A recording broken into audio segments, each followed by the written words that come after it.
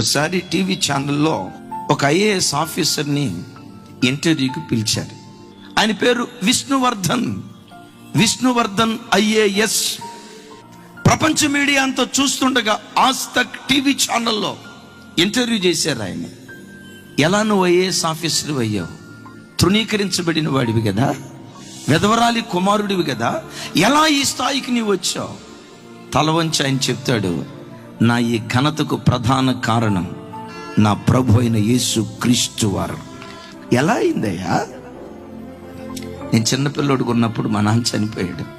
మా నాన్నతో బుట్టులే కానీ, మా అమ్మతో బుట్టులే కానీ అందరూ దూరం అయిపోయారయ్యా. గవర్నమెంట్ స్కూల్లో బాత్రూమ్లు గడగటానికి ఆయాగా మా అమ్మ వచ్చేది. నా పరిస్థితిని బట్టి మా నాన్న గుర్తొచ్చి, మా నాన్నున్న దినాల్లో మా బ్రతికి ఎంత బాగుండేదో కదా, నాన్న లేకపోవటాన్ని బట్టి మా జీవితం ఇలా అయిపోయింది కదా అని బస్ స్టాండ్ దగ్గర నిలవబడి పిచ్చోడు ఏడ్చినట్టు ఏడ్చా. నేను ఏడవటం ఒక పెద్ద ఆయన చూశాడు. ఆ పెద్ద ఆయన కలిగింది ఎంతో కొంత సహాయం చేసి ఒక మాట అన్నాడట, బాబు నేను నీకు సహాయం చేస్తున్నాను, నా సహాయం ఒక వారం నిన్ను పోషిస్తుంది, ఒక నెల నిన్ను పోషిస్తుంది. దేవుడే నీ సహాయకుడైతే బ్రతుకు కాలమంతా గిన్నె నిండి పొంగి పొర్లేటట్లుగా దేవుడు కార్యం చేస్తాడు. ఎవరయ్యా దేవుడు? ఆ దేవుడే నజరేయుడైన యేసు క్రీస్తు వారు. దేన జనుల పాలిట పెన్నిదాయన, తండ్రి లేని బిడ్డలకు తండ్రి ఆయన, వెధవరాళ్లకు న్యాయకర్త.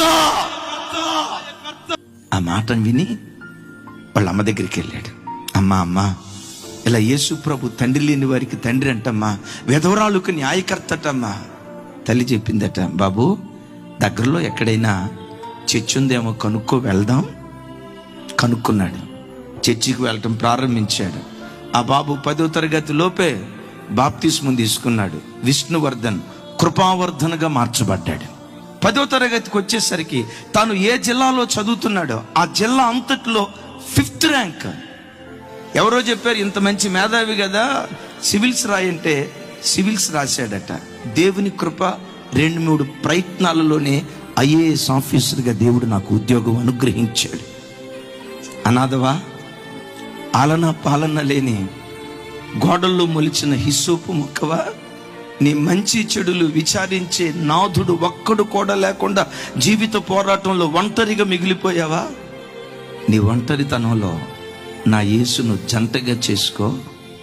పెంట కుప్పల మీద నుండి లేవనెత్తి నెక్కడైనా కూర్చోబెట్టడానికి దేవుడు శక్తి కలిగిన వాడు.